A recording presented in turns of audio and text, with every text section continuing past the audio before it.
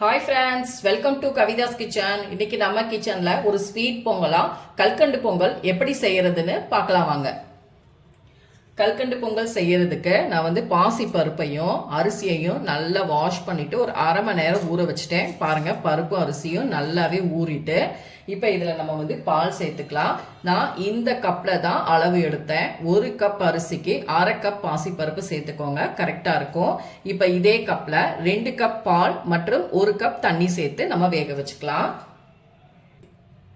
இப்போ பால் நான் அளந்து ஒரு பாத்திரத்தில் ஊற்றி வச்சுருக்கேன். 2 கப் பால், அதே கப்பில் 1 கப் நம்ம தண்ணி சேர்த்துக்கலாம். இப்போ இதில் 1 டீஸ்பூன் அளவுக்கு நம்ம நெய் சேர்த்துட்டு இந்த பொங்கலை நம்ம ஒரு 4-5 விசில் நல்லா வேக வச்சு மசிச்சுட்டு நம்ம நல்லா வேகணும், மசிய வேகணும் பருப்பும் அரிசியும். அந்த அளவுக்கு நம்ம நல்லா வேக வச்சு எடுத்துக்கலாம். இப்போ 4-5 விசில் வேக வச்சுக்கலாம். ஃப்ரெண்ட்ஸ், நான் குக்கர் மூடி எடுத்து பார்த்துட்டேன். பாருங்கள், நமக்கு எவ்வளோ அருமையாக நல்லா வெந்திருக்கு.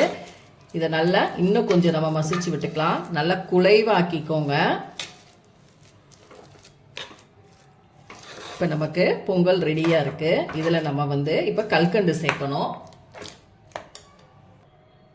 நான் இன்னைக்கு பெரிய சைஸ் கல்கண்டு, இந்த மாதிரி கல்கண்டு நீங்கள் எடுத்துக்கோங்க. இந்த கல்கண்டை நான் நல்லா 1 கப் எடுத்துக்கோங்க. 1.5 கப் அரிசி பருப்புக்கு 1 கப் கல்கண்டை நான் மிக்ஸி ஜாரில் பவுடர் பண்ணியிருக்கேன். அதை இது கூட சேர்த்துட்டு நம்ம நல்லா மிக்ஸ் பண்ணிக்கலாம்.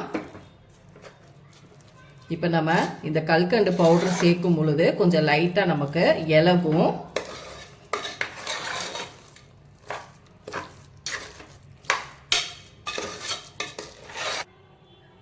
இப்போ இதில் நான் இன்னும் ஒரு 2 ஸ்பூன் அளவுக்கு நெய் சேர்த்துக்கிறேன். நல்லா வாசனையாக நல்லா இருக்கும்.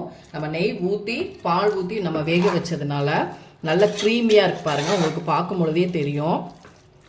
இதில் நம்ம குங்குமப்பூ கூட சேர்த்துக்கலாம். நான் இன்னைக்கு சிம்பிளாக செஞ்சு காமிக்கணும் அப்படிங்கிறதுக்காக நான் குங்குமப்பூ சேர்க்கலை. ஒருவேளை நீங்கள் உங்களுக்கு விருப்பம் இருந்தால் நீங்கள் சேர்த்துக்கலாம். இப்போ உங்களுக்கு பார்க்கும் பொழுதே தெரியும், நல்லா க்ரீமியாக நல்லா இருக்குது. இதுலேயே நம்ம இப்போ ஏலக்காய் தூள் சேர்த்துக்கலாம்.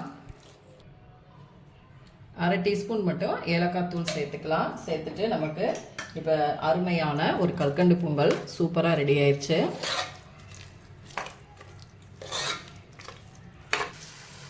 ஃப்ரெண்ட்ஸ், நமக்கு கல்கண்டு பொங்கல் சூப்பராக ரெடி ஆயிடுச்சு. நான் நெய்யில் முந்திரி மற்றும் உலர் திராட்சையை வறுத்து வச்சுருந்தேன். அதையும் இதில் சேர்த்துக்கலாம். வீடியோ ரொம்ப லென்த்தியாக போகுங்கிறதுனால நான் முதலே முந்திரி திராட்சையை நெய்யில் வறுத்து வச்சுட்டேன். அவ்வளோதான், அருமையான ஒரு சிம்பிளான.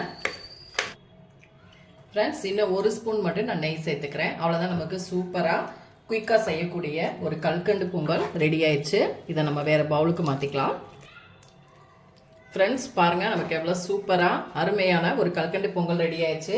நீங்களும் இதே மாதிரி செஞ்சு பாருங்கள். செஞ்சு பார்த்துட்டு என்னோட வீடியோஸை லைக் அண்ட் ஷேர் பண்ணுங்கள். மறக்காமல் கவிதாஸ் கிச்சனுக்கு சப்ஸ்கிரைப் பண்ணிக்கோங்க. கூடவே பெல் பட்டனை கிளிக் பண்ணுங்கள்.